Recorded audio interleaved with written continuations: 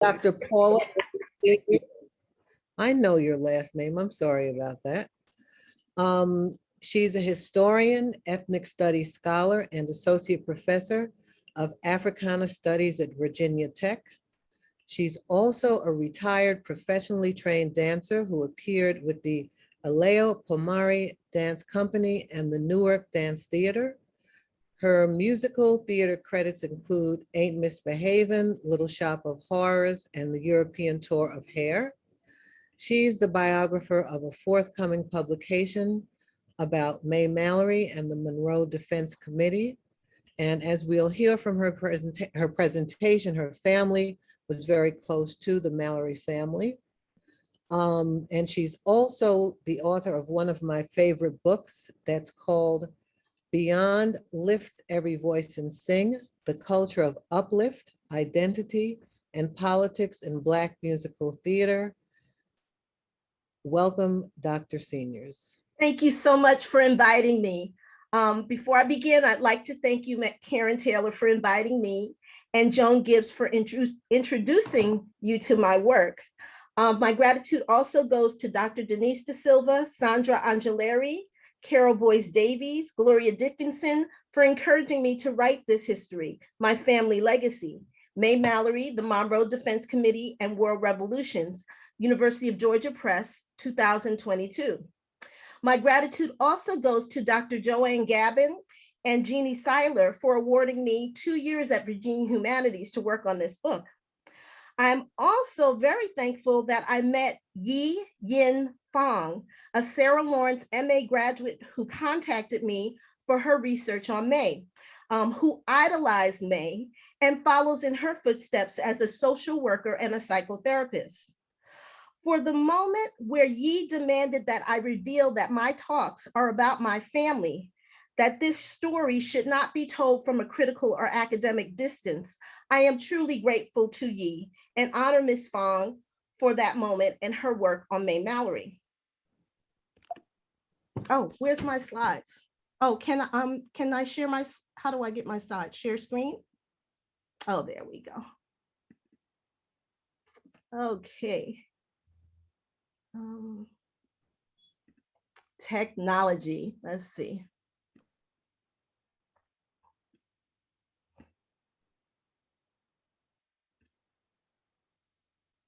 All right, so that's the book.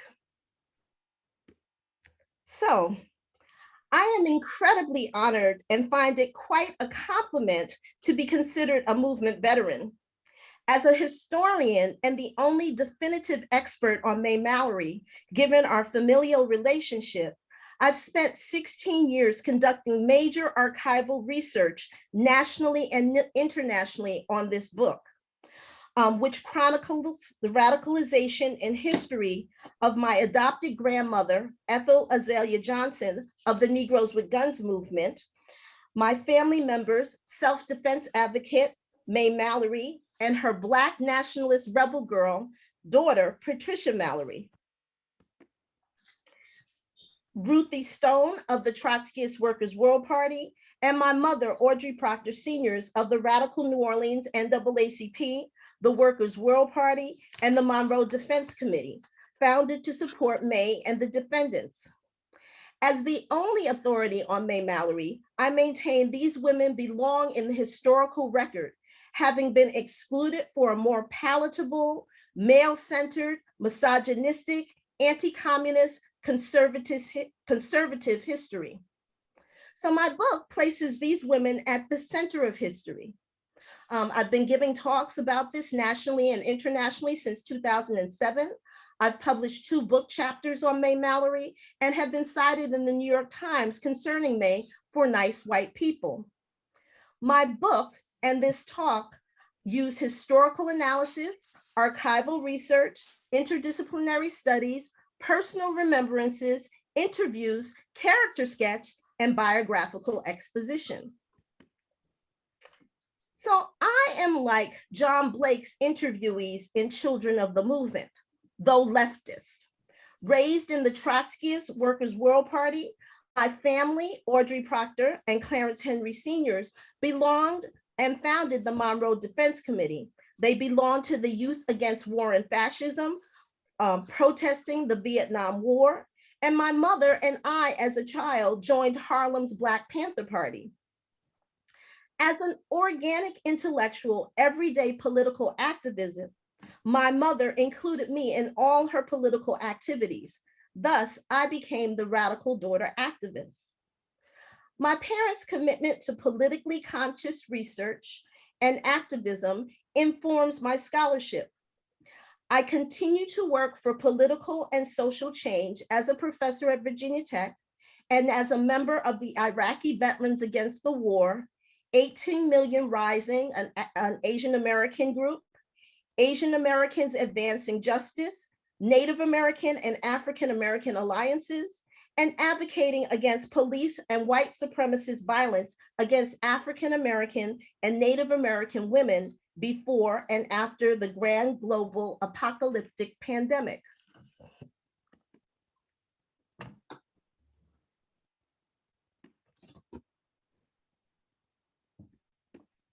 Oh.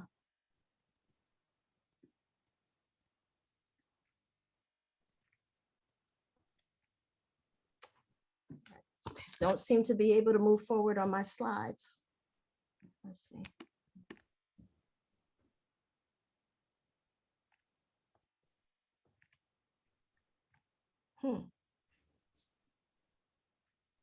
I don't know what's happened to my slides. Oh, here we go. Yeah. There we go. Okay. All right. In 1956, working class African-American radical activist May Mallory, a self-defense advocate, an organic intellectual, and member of Harlem's Communist Party, actively advocated for educational reform and school desegregation for her children, Pat, Butch, and the Harlem's Black and Puerto Rican children. For her efforts, the state incarcerated her in 1957 and 1959. So today I will explore the Mallory's educational experience and how the FBI targeted the family and incarcerated May, making her a political prisoner.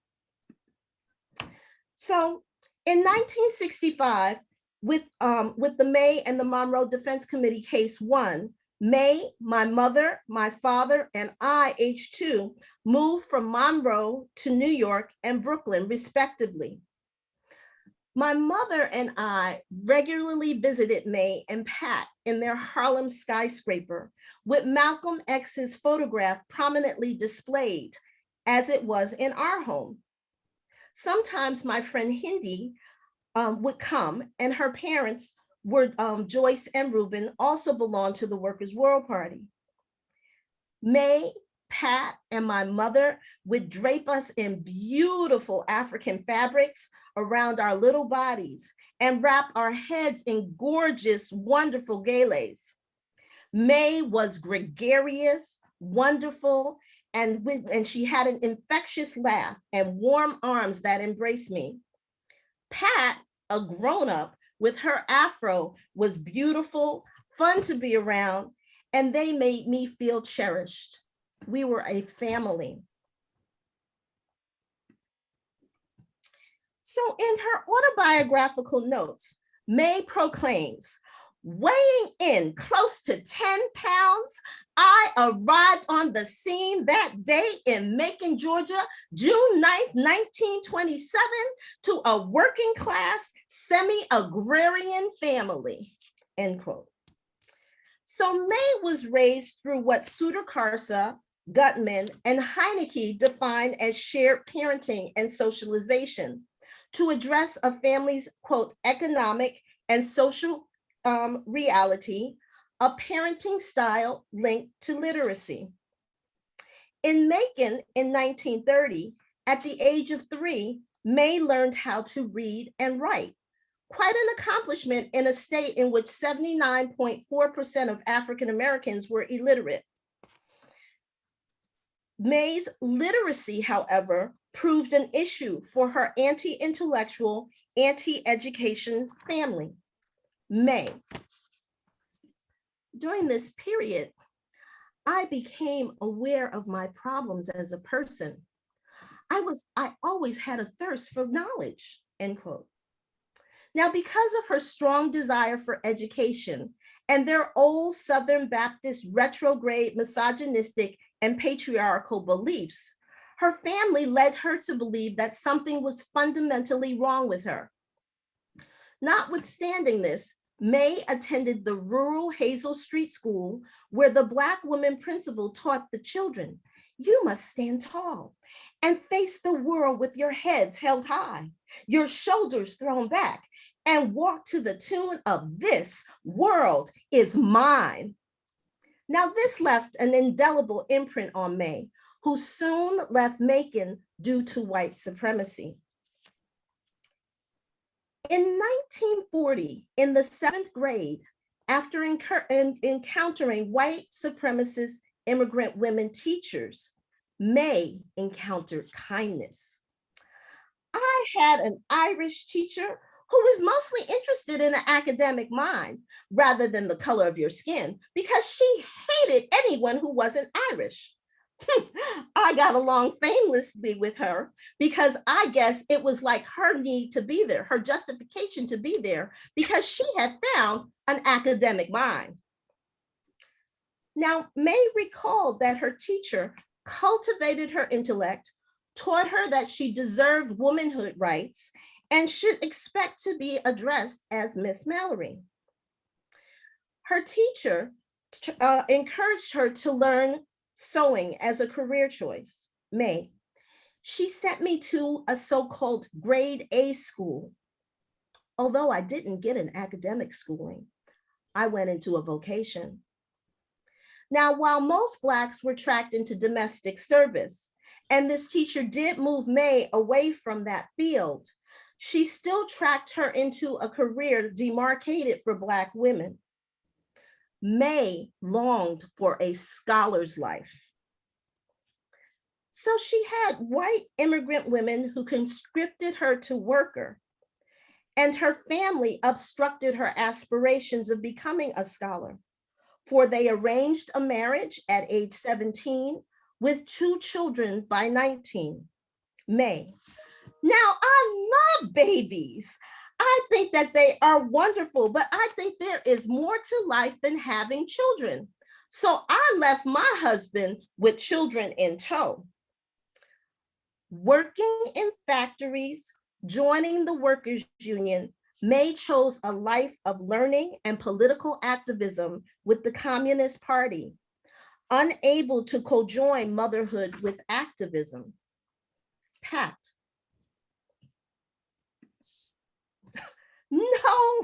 No, I cannot imagine being a mother at 18. It would be so ridiculous and impossible, especially taking care of them all by yourself. 2 at 19, oh my goodness, I guess I would have a bad attitude every day too. So in 1945, resentful of an arranged teenage marriage and teenage motherhood, May rejected the common model for motherhood and opted for a political life and a shared parenting style painful for both of her children. Pat. My mother was left as a child to be raised by others. She had no choice but to leave us, and she was a young girl. But she abandoned me, and I didn't understand. I understood that the movement was important, but I didn't understand that I was important too. So Pat felt emotionally distant from her mother, unimportant in the great plan for social protest, with an activism that trumped motherhood. Pat. Look, she had things to do and people to meet. She'd say, "This business about children, it's in my way. You've got an aunt, you've got a grandmother, and they're home. Make sure you're fed, that you're housed, that you're clothed. In the meanwhile, I'm going out to save everybody."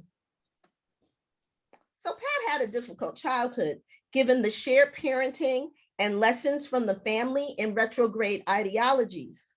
May did try to counter this with a political and intellectual education. Quote, Every once in a while, she would get a little cuddly. We'd all pile up in her bed. She would read us Frederick Douglass's 4th of July speech. Like those people who pledge allegiance to the flag, Douglas' speech was our Pledge of Allegiance, our nursery rhyme. That was the basis, the foundation for my philosophical, political, and social beliefs. So embodying Collins' everyday political activist, May politically educated her children, but working in factories and maids' work got in the way, leaving room for the family's lessons and abuse. The Commission on School Integration and Diane Ravitch's Great School Wars note that the 1954 Supreme Court decision reversing Plessy versus Ferguson had little impact on New York, given the deliberate efforts by the state to keep the races separate from the 1920s to the 1950s, and we even see this today. By the time Pat and Butch entered school, May found that the schools were more segregated than when she attended Pat. In the 4th grade, I was put in a class for slow children, which my mother violently objected to. It's like when you come from the South, they'll put you back. I went from the slow class to the top of the class. I was one of the Harlem 9, Letters from Prison, and the 1970 interview with Malika Lumumba, May wrote of how in 1956, her 5th grade son, Butch, came home from PS 10 St. Nicholas Avenue between 116th and 117th Street with the assignment to count pipes under the bathroom sink to prepare for a career as a plumber. Pat Mallory says that it never happened because my mother objected. She started becoming involved with the PTA, end quote. May told administrators, I said, whatever he's going to be, he will decide. You won't, end quote. Now, Pat recalls that she and Butch, we told our mother that they shut the street off at lunchtime so that the children could play. And a beer truck came backwards and crushed the little boy to death. May discussed this horrific accident with the white principal to work towards a solution at the school. Now, like the Moynihan report that maligned working class African-American single women for being single and poor, and mothers, the principal showed little concern for this single mother. He told Mallory, you really don't have anything to worry about, you see. Our Sunshine Club went to the mother and we took her a bag of canned goods. So actually, she's better off because she had so many children to feed. Mallory, I could not believe that here a white man is going to tell a Black woman in Harlem that a can of peaches is better than your child. And if you're alone, your child should die anyway, end quote. On this visit, Mallory also learned why her children described the school as a pigsty. Words cannot describe my anger at the condition of the building and the toilets, which assaulted May's senses. Pat recalled that there was one long slab of wood across a whole wall, and holes were drilled into the slab. That was our toilet for 1,700 children. We never went. May also discovered that steel from the school building regularly fell on the playground, creating a hazard. Now, confronted with all of these inequities, May went to Albany to talk to her Black congressman, members of the United Parents Teachers Association, and the Assembly. An FBI informant reported that May led a delegation to the school authorities protesting the physical conditions of the school, end quote. Ultimately, the Parents Teacher Association repaired the bathroom, causing the principal to become enraged with May. Now, this is during the Red Scare. The principal deliberately and publicly accused May of communism, which she was, although in 1958, she left the Communist Party, disillusioned, joined the Black Nationalists, left them because she did not like the way they treated Black women, and found agency with Monroe, North Carolina's Negroes with Guns movement. Now, by labeling African-American advocacy as communistic, Theodore Cornweeble, in Seeing Red, asserts that the FBI used the red label to delegitimize Black activism for change. The FBI actively surveilled and suppressed May, characterizing her as, quote, security matter, communist, end quote, and placed her on the detention communism list. In case of a national emergency, the state would place all of these people in concentration camps. So her work at school reform, her membership in the Communist Party, and the Negro Women for Action led the FBI to suppress and surveil May in this manner. By publicly calling May a communist, the principal used FBI strategies of suppressing African-American advancement. And in this, he urged other parents to turn against May and block her access to the school. Now, in 1956, undaunted, May organized and agitated for a new school building. And according to an FBI informant, NAACP activist, Student Nonviolent Coordinating Committee founder, Ella Baker, told this informant of May's efforts. The FBI informant also reported that May spoke in front of Harlem's Communist Party as Comrade Mary for security reasons to argue for a new school building. The NAACP resisted helping May because of her working class status, the fear that she would tarnish their shine, and the fear that they would face the charge of communism. Now, Mallory did gain the support of Thelma Lyons and the Reverend Eugene Callender of the Mid-Harlem Community Parish and the Church of the Master. They attended meetings with May at the Board of Estimate, the Borough President's Office, and the City Council. May successfully advocated for better conditions and won a school building erected on 121st Street and Morningside. May. I can't do justice to this story here, but getting that school building was quite an achievement and gave me so much confidence that you could fight City Hall and win, end quote. So May emerged as Gromsky and Lipset's organic intellectual, an everyday political activist within Kumba's motherist frame, and she set about making change. May. My daughter, Pat, filed the first case against the public schools of New York for discriminatory practices, end quote. The June 29, 1957 Amsterdam News noted that May attempted to enroll Pat in the Joan of Arc School on 93rd Street instead of the racially segregated Wadley Junior High School on 114th Street.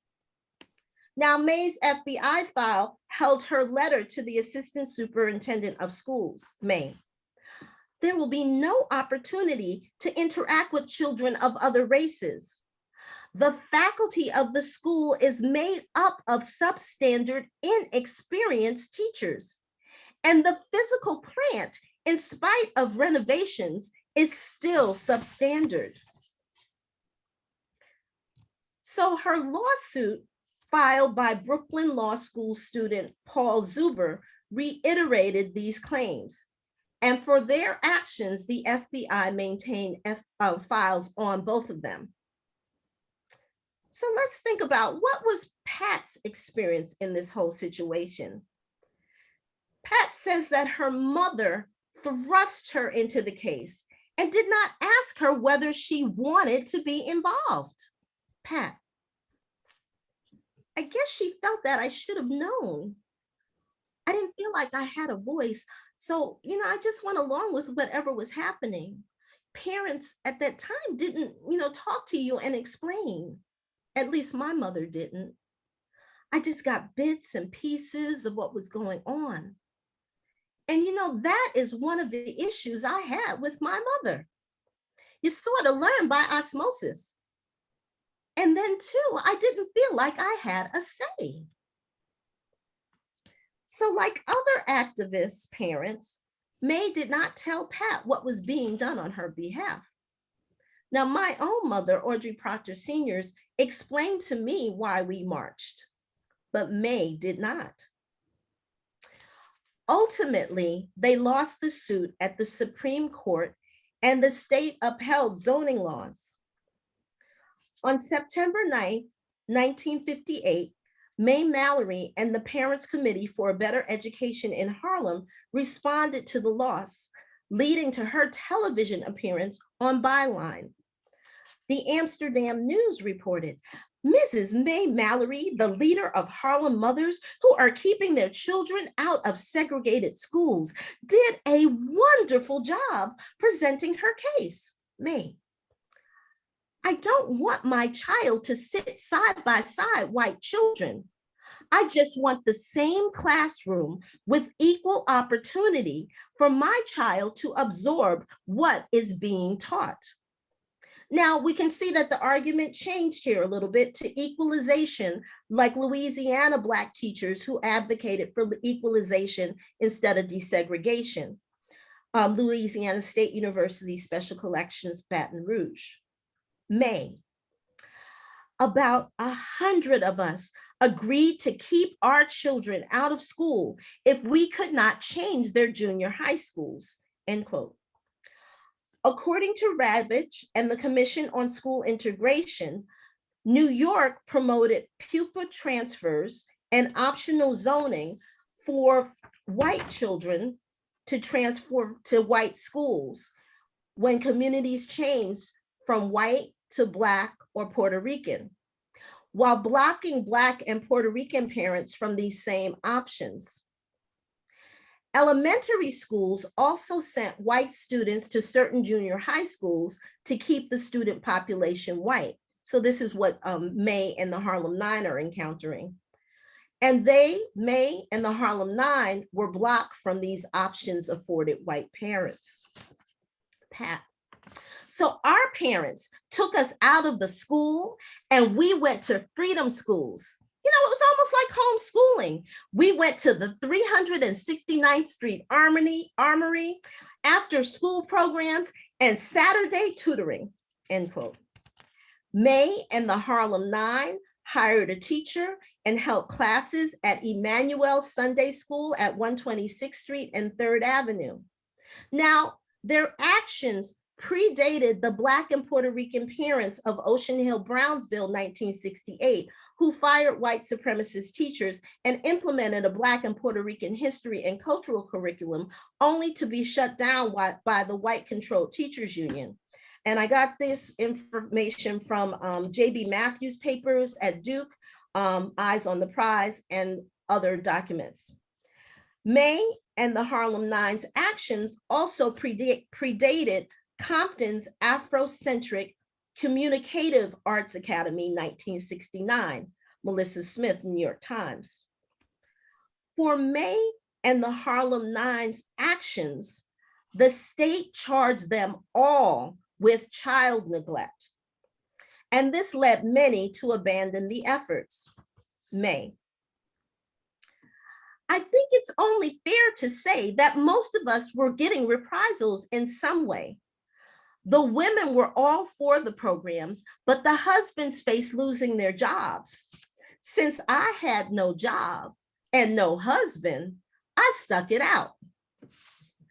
So the New York Times reported on October 29, 1958, that May Mallory and some brave women protected their motherhood rights by filing a $1 million lawsuit charging Mayor Wagner and the Board of Education with, quote, sinister and discriminatory purpose in the perpetuation of racial segregation in 5 school districts in Harlem.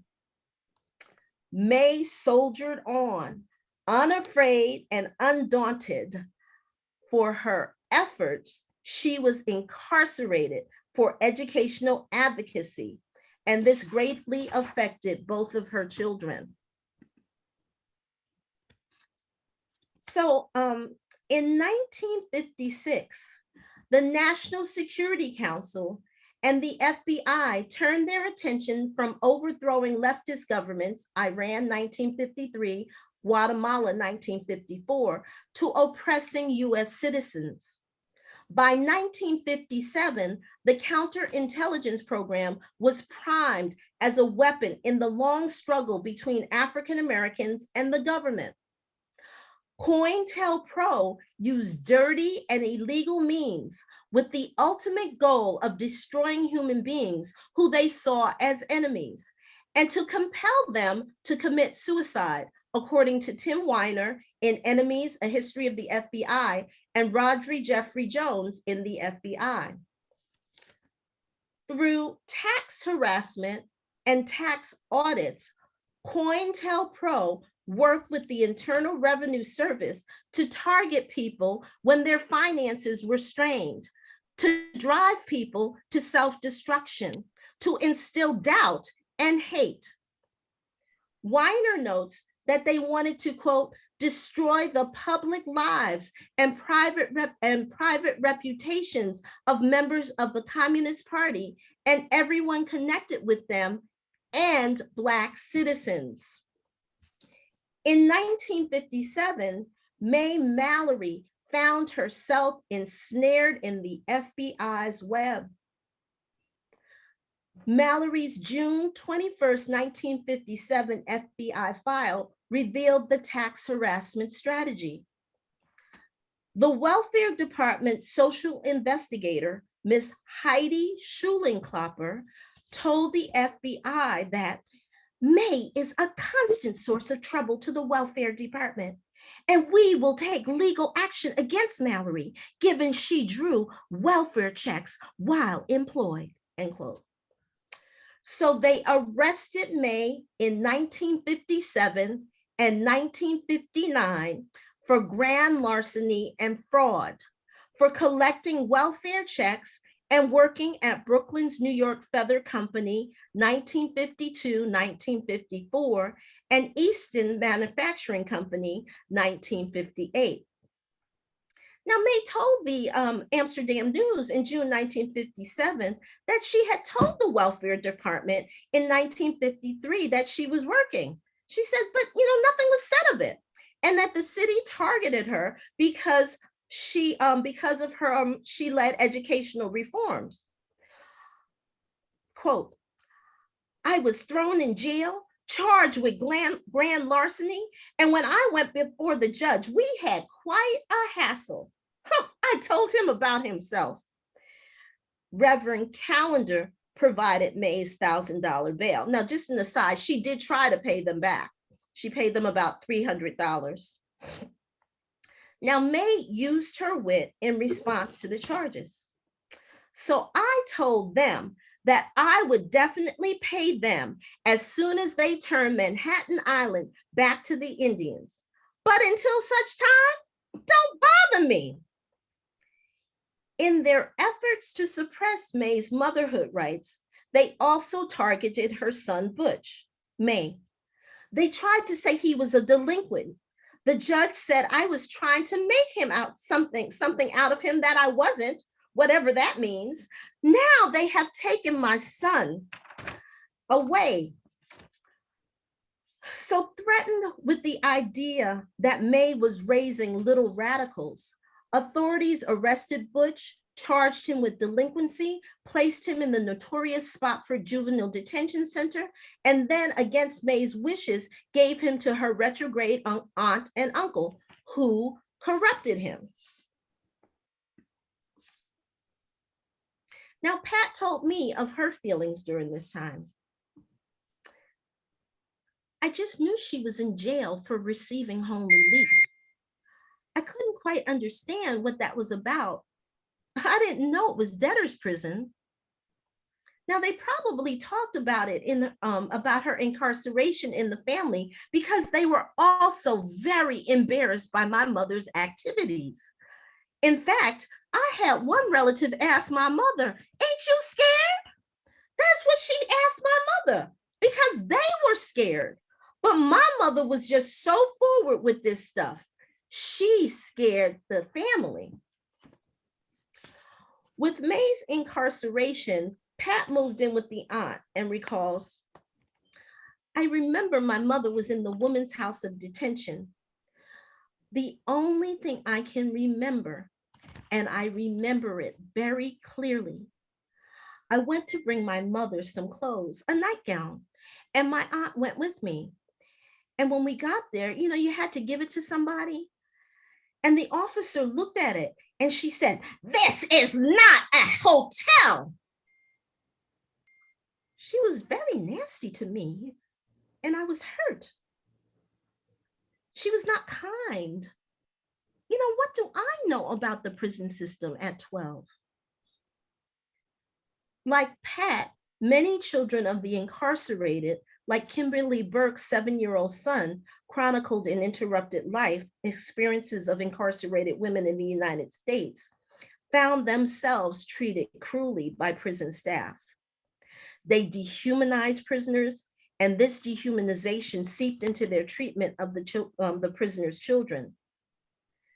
Pat was severely wounded by this hostile encounter with the prison guard, so much so that she recounted it to me 60 years later.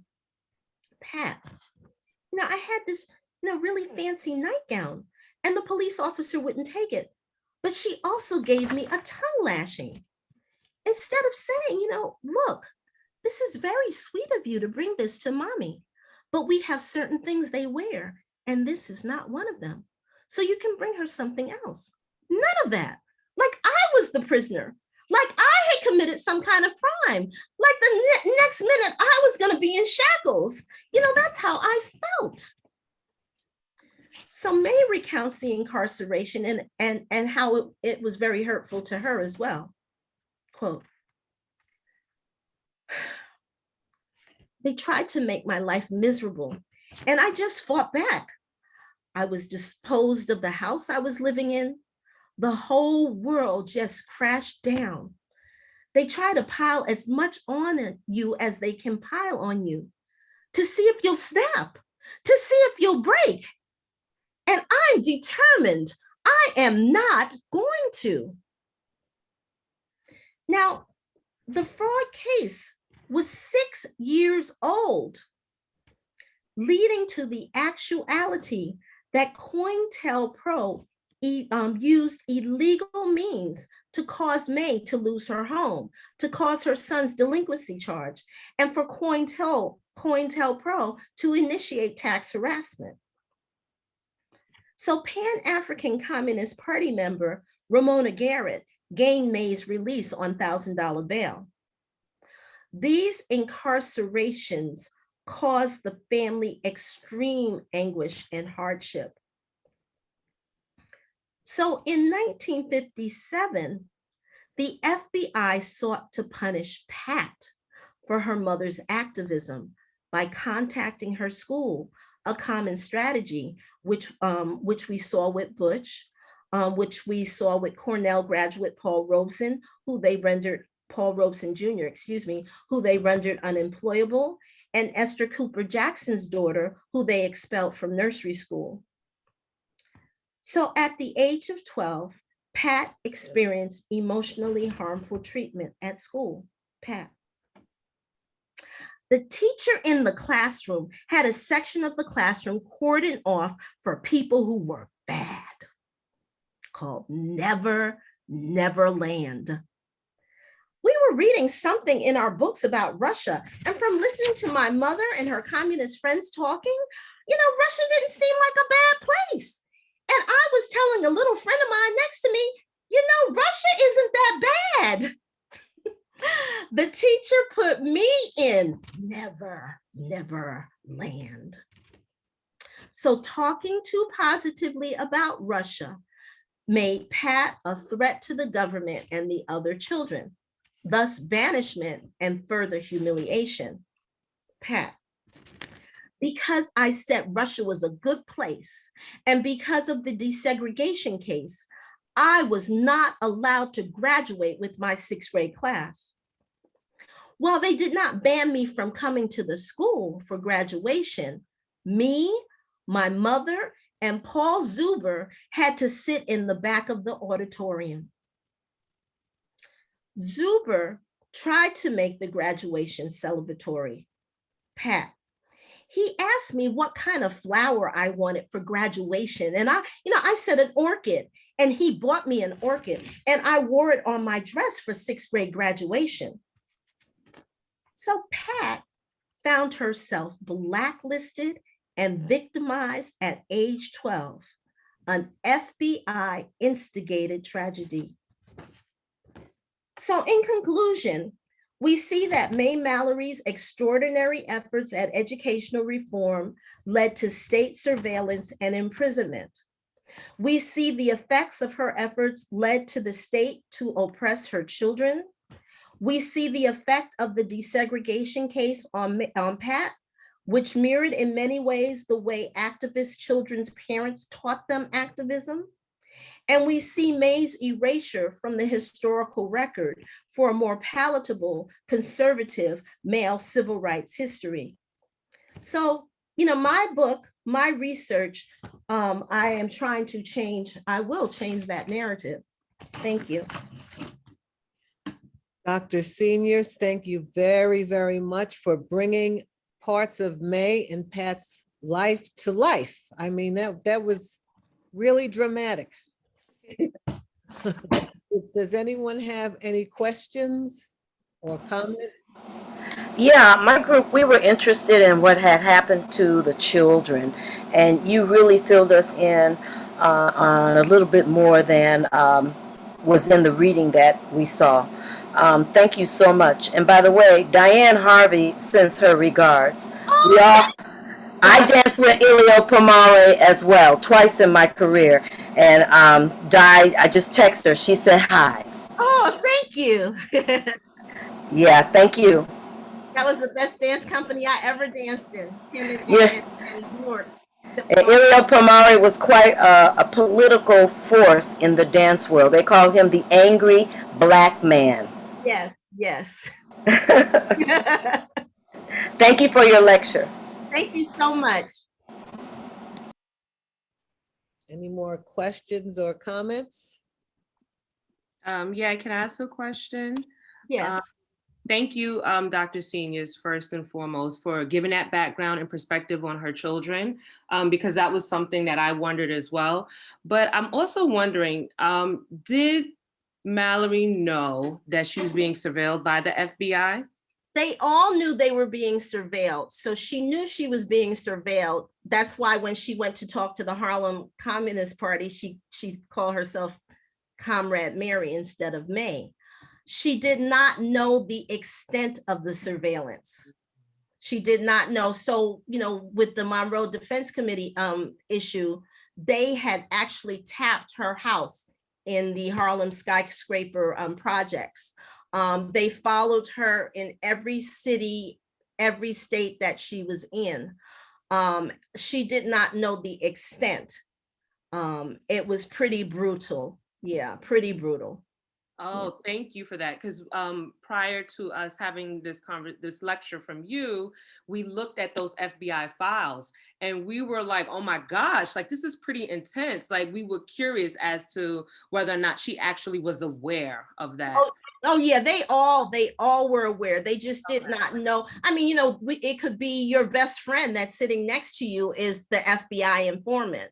So a lot of these informants were actually people who belong to the groups and organizations that she belonged to and that these people belong to. Yeah. And if you notice the FBI files, they're quite boring because they repeat the same thing over and over again over the same years, but you get little glimpses of what was actually going on. But yeah, they all knew they were being watched. They just did not know to what extent. And, for example, Pat, I had tried to get Pat to get her FBI files, but this is such a painful event for anybody that Pat, she just didn't want to get them. And honestly, you couldn't blame her, right? Yeah. Mhm. More questions, comments?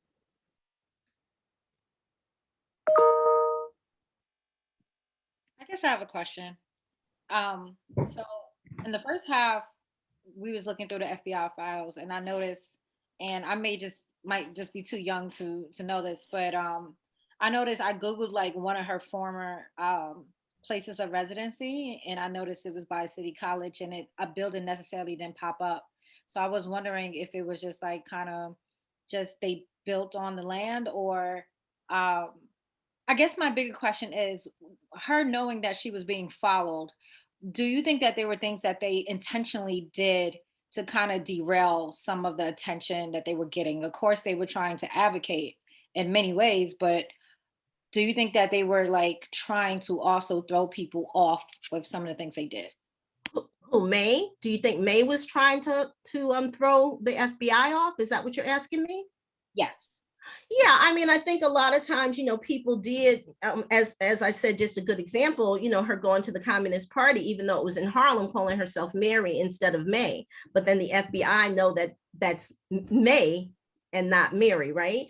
And so they did try to do that. So when she escaped to Cleveland, again, she is going there and she's under assumed names in Cleveland.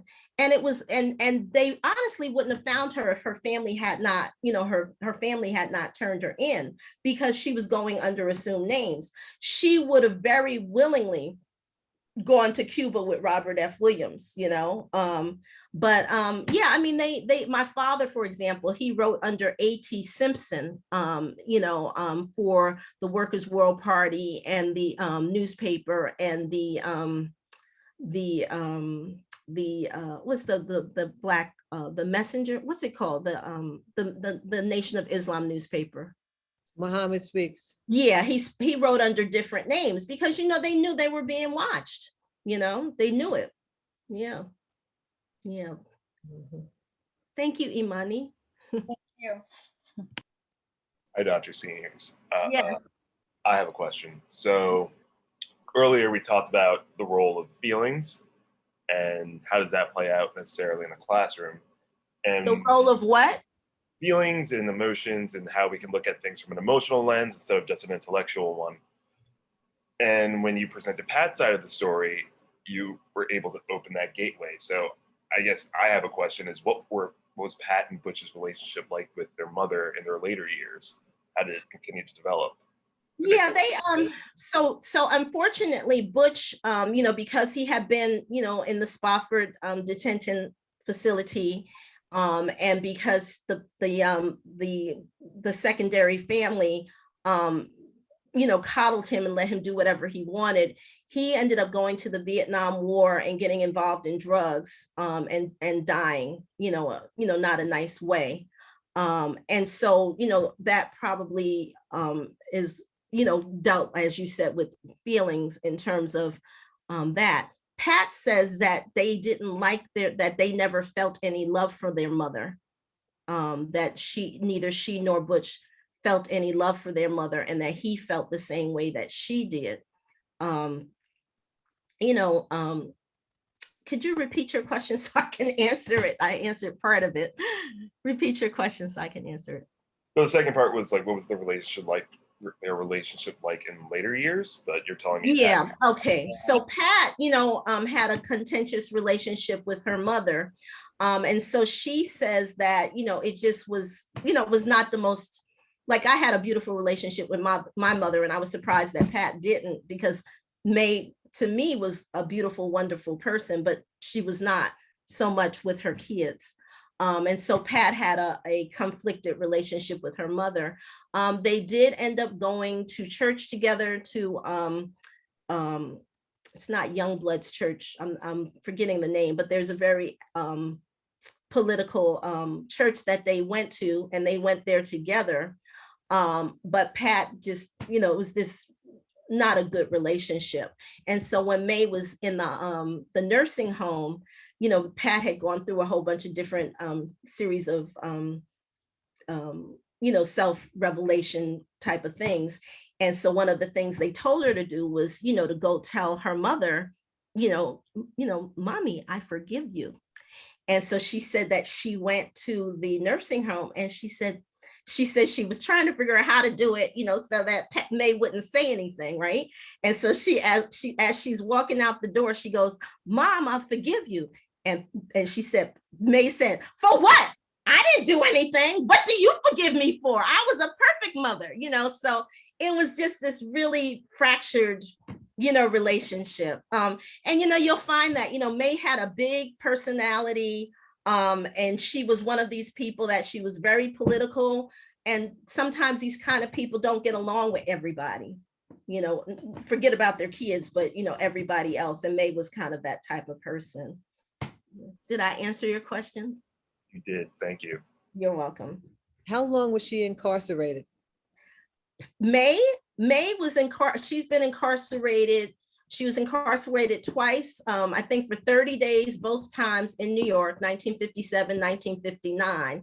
She was incarcerated in Monroe, North Carolina for the kidnapping case from like a little over almost 2 years in Cleveland. And then she was incarcerated in Monroe as well. But this was all for, it wasn't like she was doing good, it was just, the state. Yeah. Of course. Yeah. More comments? Can I ask a question, or is it just for the guest? Oh, hey, Dr. Carol Boyce Davies. This is Dr. Carol. How are you doing? Right, I just want to compliment you on your work. I'm so looking forward to this book, although from what you said, it's going to be massive. Yes. People like us sometimes have to select out what we're going to read, but I'm looking forward to this. But what I'm noticing is that 50s period, because Claudia Jones is deported in 1955, and this is my own information. So it seems May is writing that piece right after that, right? Yeah, a little bit. So is there any kind of way that, because by then she didn't really stay in the Communist Party, but is there any way that you see it in your research so far? Did you see any connections, or yes, what have you found? Absolutely. So the West Indian Gazette, Claudia Jones West Indian Gazette, there are several articles about May Mallory in the Claudia Jones West Indian Gazette. So there were connections between May Mallory and Claudia Jones, definitely. And because Julian Mayfield was affiliated with Claudia Jones and had been with May for the kidnapping case, he wrote many of those articles in the West Indian Gazette. So yes, there was a deep connection. Yeah. Yes. So on that note, I will say thank you so much to Dr. Paula Marie Seniors. Thank you. Such a wonderful presentation. And I will turn it over to Brian and Ansley. Wow, thank you so much. That was amazing, and such a great way of closing out our day and building on the work we were doing earlier in the day, and especially looking at the surveillance files and all of that sort of thing. Thank you so much. Look forward to reading more. Thank you. That you're putting together. Feel free to hang out, but now we're just going to have a few announcements and kind of get ready for our day tomorrow. Okay. Can I just ask a quick question? What's the title of the book that's coming out? I don't know It's if I called, got that. it's called May Mallory, the Monroe Defense Committee and World Revolutions. And Thank- it's coming out with University of Georgia Press 2022. I also have 2 articles about May Mallory and the Southern Belle fantasy trope, and also a biographical essay about May Mallory. So I have those as well. If you email me, I can send them to you, dear. I don't know if Thank you so very much. I would Put appreciate your it. email in the chat. Okay, let me see if I can do that. And Oh, if here we you're- go. I'll put it in. I'll put it in. Okay, thank you. Thank you, Karen. And also, just so everybody knows, just so you know, Dr. Seniors, we're gathering resources in a shared document. So if even just one of us finds your articles online, we can add them to that document so everybody has access to them. Okay, thank you. That might be quicker, but thank you so much for offering that. So tomorrow, just looking ahead to our schedule tomorrow, we're going to talk about the New York City school boycott, of 1964. We're going to look at some primary resources, hear from a visiting scholar. And in the afternoon, we're going to have some time for curriculum development. And we're going to do a little exercise, which we probably don't have time to do now, but we can just queue up for you in your minds tomorrow, which is to collectively think about, we, the designers of this institute, had a lot of discussion about ways to group you to work together to think about curriculum that you might bring back. And we struggled over it and, thought, well, maybe we'll do this way, or maybe we'll do that way. And we went back and forth about this. And we finally settled on, we'll just ask you. So we're going to ask you how you'd like to be grouped, and give you the opportunity to actually be grouped different ways at different moments when we have some time. We have just a few times carved out in the time remaining to us for some group curriculum development writing. Tomorrow, we're going to do a little exercise where we just ask you to propose some ways of grouping and have people sign up for them, with the idea that if you propose a way and nobody signs up, then we ask you to abandon it and sign up for somebody else's idea. And it could be very open-ended. It could be by grade, by thing you teach. It could be by theme, by person. And you really want to just have a group that writes about May Mallory for a couple of hours and thinks about the way to teach this person. So it could be person, theme, topic, text, image, grade, anything that you want to propose. So just be thinking about ways you might want to be grouped. Another reminder for tomorrow are that we have Janelle, Keisha A, and Naj, who are charged with summing up another remarkable day full of discussions. Good luck recapping today, tomorrow, but we will appreciate your work when that's ready. We have had so far a kind of shared document for prepping questions for tomorrow's visitors. We don't have a document for tomorrow. We're kind of taking a break from that mode for tomorrow, just FYI. But of course, feel free to take notes and prepare on your own. We have short readings, which I think you'll find easily enough and you know where to find. Is there anything else that I'm missing? Ansley, Matt, Subha, Karen, Khadija? Quick remark, just that I'll be adding more information about May Mallory to the map later for everyone to check out. Very cool. We have the recap Jamboard sent in the chat. Can somebody do that? That would be helpful. Anything else?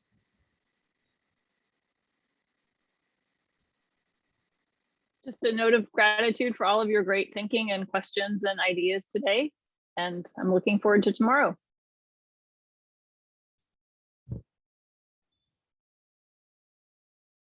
All right, well, we're shaving a few minutes off of our day and giving them back to you. So enjoy them, and we'll see you all tomorrow. Have a great afternoon and evening. Take care, everyone. Have a good one. Bye, everybody. Bye.